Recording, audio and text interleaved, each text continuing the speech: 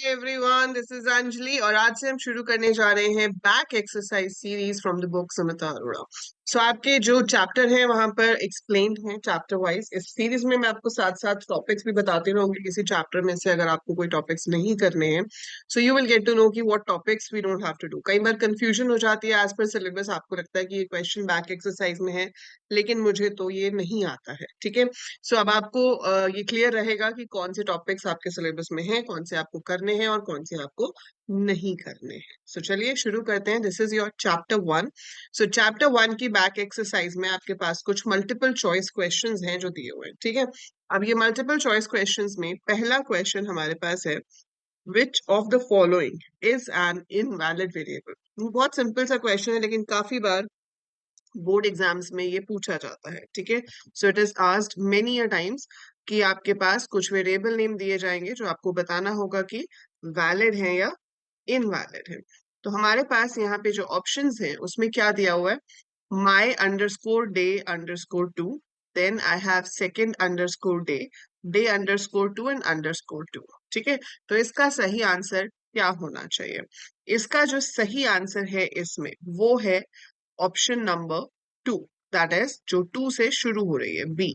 Right, क्यों है ये? क्योंकि देखो अंडरस्कोर्स अलाउड है, डिजिट्स अलाउड है, लेकिन जो फर्स्ट पोजीशन है उस पे डिजिट नहीं हो सकता, उस पे अल्फाबेट हो सकता है, उस पे अंडरस्कोर भी हो सकता है, तो ये भी अलाउड है।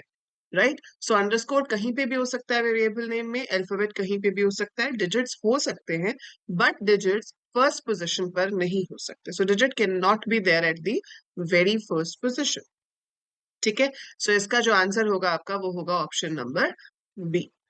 उसके बाद है, which of the following is not a keyword. इसमें से कौन सा कीवर्ड नहीं है? So which of the following is not a keyword, eval जो है आपके पास, assert है, नॉन लोकल है और पास है। इसमें से eval जो है वो फंक्शन का नाम है। Right, what is it? It is name of a function. जैसे हम टाइप कास्टिंग फंक्शंस में इंट यूज करते हैं, फ्लोट यूज करते हैं, वैसे ही eval जो है आपका, it is a type casting function. assert एक कीवर्ड है, नॉन लोकल भी कीवर्ड है, पास भी कीवर्ड है। ठीक है, आपने नॉन लोकल कभी यूज नहीं किया है, पास यू हैव डन। assert आपने यूज नहीं किया है बट एक्सेप्शन हैंडलिंग में assert मैंने आपको कराया है क्योंकि एनसीईआरटी में गिवन है ये। सो एनसीईआरटी में आपके पास assert गिवन है। assert is used to check whether a function is returning the required value or not. So हम देखते हैं कि आपका जो फंक्शन है अगर सही वैल्यू रिटर्न कर रहा है तो ठीक है, अगर नहीं कर रहा है तो मतलब कोई एरर है। Right, so assert is used over there. Non local हम इतना यूज नहीं करते क्योंकि हमारे सिलेबस में ग्लोबल है जिसे हम यूज करते हैं, बट हमारे पास जो स्कोप होते हैं फंक्शन के अंदर उसमें नॉन लोकल भी एक कीवर्ड है जो यूज होता है। सो eval is not a keyword out of the given option. So in options में से eval कीवर्ड नहीं है। Which of the following can not be a variable. इसमें से कौन सा वेरिएबल का नाम नहीं हो सकता है? ठीक है, सो वेरिएबल का नाम देखो, या तो आपके पास जो रूल्स हैं वो मैच नहीं करते हो, ठीक है, या आपका जो नेम है वो कीवर्ड हो। तो इसमें ये जो इन आप देख रहे हो, it is a keyword. So in keyword है and we have a rule कि कीवर्ड्स जो हैं वो वेरिएबल नेम की तरह यूज नहीं हो सकते हैं। हम किसी भी कीवर्ड को as a variable name use नहीं कर सकते। In is your membership operator.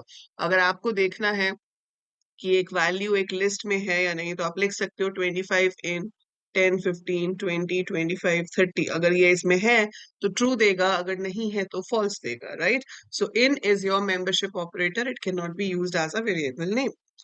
Fourth question है, which of these is not a core data type. इसमें से कौन सा कोर डेटा टाइप नहीं है?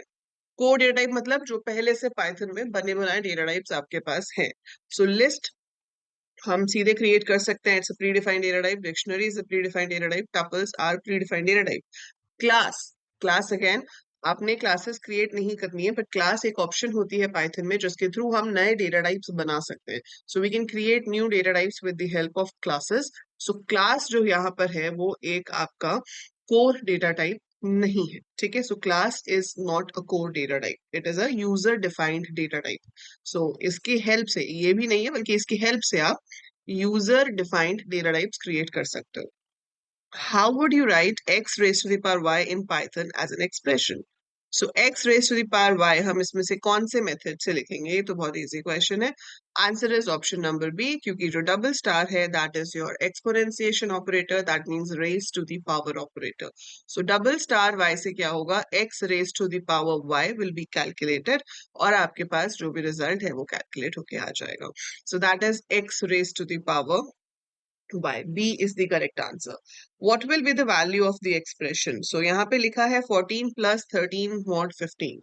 So जब आप इसको सॉल्व करोगे आपको प्रेसिडेंस जो है ऑपरेटर्स की, जैसे हायरार्की कहते हैं, वो देख के काम करना है। तो सबसे पहले सॉल्व होते हैं ये तीन ऑपरेटर्स, मल्टीप्लाई, डिवाइड या mod.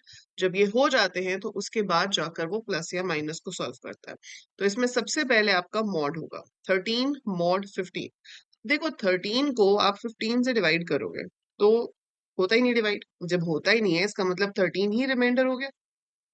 So 13 itself is the remainder. So 13 mod 15 will give you 13 itself. अब क्या होगा? 14 plus 13 which gives you 27. So आपका आंसर है option number B, that is 27. So 13 mod 15 13 ही आएगा। जब भी हम किसी छोटे नंबर को बड़े नंबर से डिवाइड करते हैं तो रिमाइंडर वो नंबर खुद ही आ जाता है। ठीक है, सो जो भी नंबर है that itself becomes the reminder, और वो फिर 14 में ऐड हो गया आपका, और आपके पास जो आंसर आया वो होगा 27। नेक्स्ट है evaluate the expression given below. A 16 है, बी 15 है। अब यहाँ पे भी क्या करेंगे हम? ए 16 है, बी 15 है, तो पहले मॉड होगा क्योंकि ये दोनों सेम लेवल पे होते हैं ऑपरेटर्स। तो जो पहले आएगा वो पहले सॉल्व होगा। So A mod B will be solve first, that is 16 mod 15 will be solve first. तो 16 को अगर हम 15 से डिवाइड करते हैं तो होता है भाई, ठीक है, 15 1 से होगा। यहाँ पे 15 आएगा, रिमाइंडर बचेगा 1। सो इसका रिमाइंडर बचा 1। Now 1 divided by A, 1 divided by A मतलब 1 डिवाइडेड बाय 16। अब जो आपका न्यूमरेटर है वो छोटा है, अगर आप 1 को 16 से डिवाइड करोगे तो डिवीजन पॉसिबल ही नहीं है, जो भी आएगा 0 पॉइंट समथिंग आएगा। ठीक है, अब 0 पॉइंट समथिंग आएगा तो आपका आंसर जो रहेगा वो क्या होगा? 0। अब इस 0 में भी यहाँ पर 0.0 के ऑप्शन भी है और खाली 0 के ऑप्शन भी है, तो आप खाली 0 चूज करोगे क्योंकि दोनों इंटेजर्स हैं, और जब दो इंटेजर्स के ऊपर हम ऑपरेशन परफॉर्म करेंगे इंटेजर डिवीजन का तो रिजल्ट भी इंटेजर ही आएगा। ठीक है, so when you divide you get the result as an integer value only, right? So now let's go to the next page. ये तो थे आपके पहले 7 क्वेश्चंस। ठीक है, so let me move to this. Okay, so this is question number 8 now. What is the value of x? सो यहाँ पर भी हम क्या कर रहे हैं? इवैल्यूएशन कर रहे हैं। ठीक है, so what is the value of x पूछा है तो वो आप कैसे निकालोगे? आप यहाँ पे देखोगे पहले क्या लिखा है? 13.25 प्लस 4/2। तो इसमें सबसे पहले जो सॉल्व होगा वो होगा 4/2। सो 4/2 यहाँ पे सॉल्व हुआ। 4/2 इज व्हाट? 2।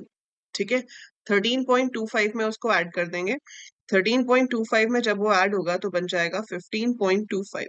अब 15.25 को टाइप कास्ट कर रहे हैं हम, उसका टाइप चेंज कर रहे हैं। उसका टाइप हम किस में चेंज कर रहे हैं? इंटेजर में। ठीक है, तो इंटेजर में जब हम उसको चेंज करेंगे तो हमारे पास 15 आंसर आएगा। सो इसके पॉइंट के बाद वाली जो वैल्यू है वो हट जाएगी, आपके पास सिर्फ शुरू वाली वैल्यू आएगी जो कि है 15। तो इसका आंसर होगा आपके पास 15। ठीक है, that is option number C. Now the expression 8/4/2 will evaluate equivalent to which of the following expressions? So 8/4 सबसे पहले क्या करेगा? 8 और 4 को डिवाइड करेगा। तो सबसे पहले आपका 8/4 होगा, फिर जो रिजल्ट आएगा वो 2 से डिवाइड होगा। So that means it is equivalent to this. ठीक है, सो इसके इक्वल है। Which among the following list of operators has the highest precedence? इसमें से सबसे ज्यादा प्रेसिडेंस कौन से ऑपरेटर की है? तो ये बहुत सिंपल है, आपके पास सबसे ज्यादा प्रेसिडेंस जो है वो किसकी है? डबल स्टार एक्सपोनेंट की। सो सबसे पहले एक्सपोनेंट सॉल्व होता है, उसके बाद कोई और ऑपरेटर सॉल्व होता है। So this is the first operator to be executed to be solved. So इसकी प्रेसिडेंस सबसे ज्यादा है। Then which of the following expression result in an error? इसमें आपने लिखा है फ्लोट, कोट्स में 12 है। ठीक है, कोई प्रॉब्लम नहीं है, ये आपका कन्वर्ट हो जाएगा किसमें? 12.0 में। ये है इंट 12, ये भी कन्वर्ट हो जाएगा, ये भी कन्वर्ट हो जाएगा।